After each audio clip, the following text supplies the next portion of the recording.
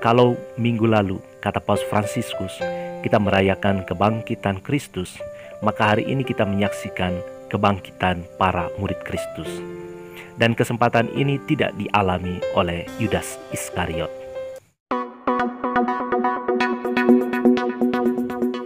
Bapak, Ibu, Saudara-saudari yang saya kasihi dalam Tuhan kita Yesus Kristus, selamat berjumpa kembali. 8 hari kemudian, murid-murid Yesus berada kembali dalam rumah itu, dan Thomas bersama-sama dengan mereka. Sementara pintu-pintu terkunci, Yesus datang, dan ia berdiri di tengah-tengah mereka dan berkata, "Damai sejahtera bagi kamu."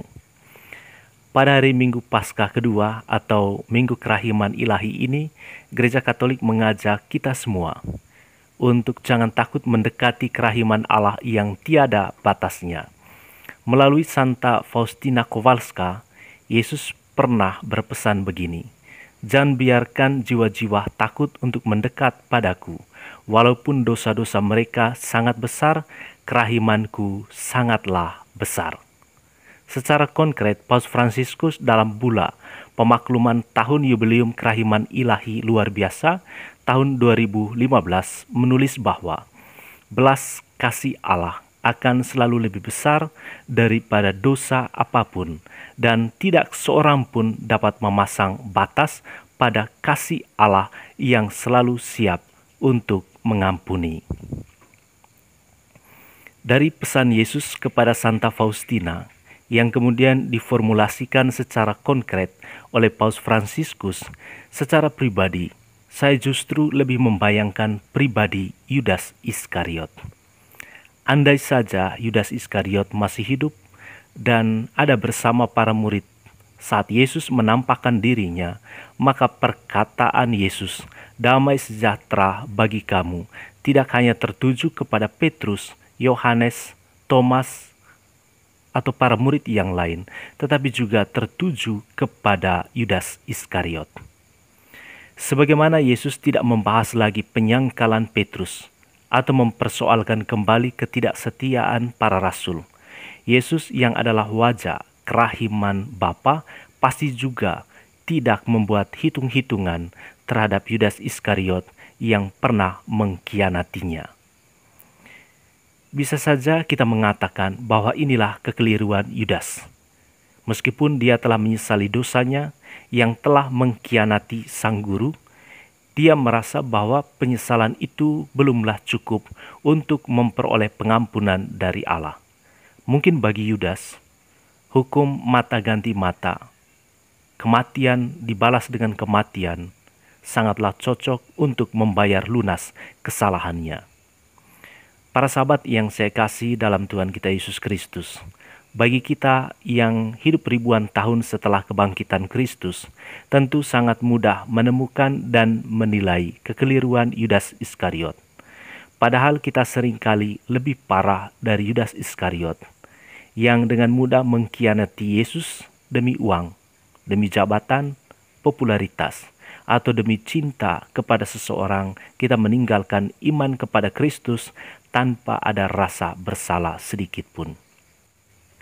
Atau juga dalam banyak kesempatan, kita seringkali menghidupi semangat Yudas Iskariot yang mudah putus asa dan menghakimi diri sendiri.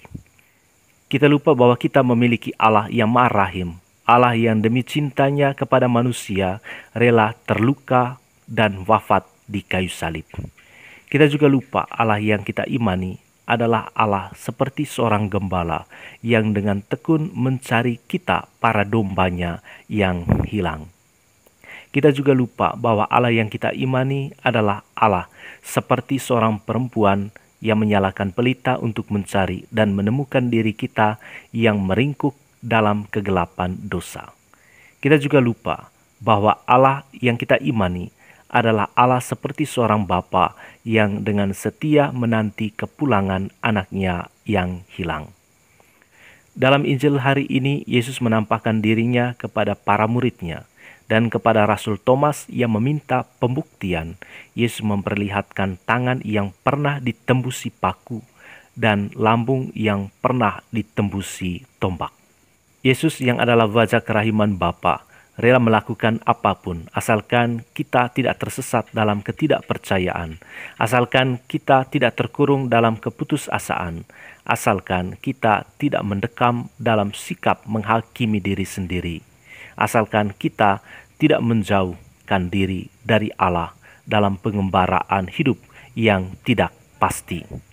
Yesus yang telah bangkit menampakkan diri kepada Rasul Thomas dan para muridnya yang lain, agar para murid Yesus juga turut bangkit dari ketakutan, dari keputusasaan, dan dari sikap ketidakpercayaan. Kalau minggu lalu, kata Paus Fransiskus, kita merayakan kebangkitan Kristus, maka hari ini kita menyaksikan kebangkitan para murid Kristus. Dan kesempatan ini tidak dialami oleh Yudas Iskariot. Pernyataan Rasul Thomas, "Ya Tuhanku dan Allahku," merupakan sebuah pernyataan iman yang menandakan kebangkitan iman seorang rasul yang kurang percaya. Hal ini dapat terjadi karena kerahiman Yesus sangatlah besar melampaui ketidakpercayaan Thomas.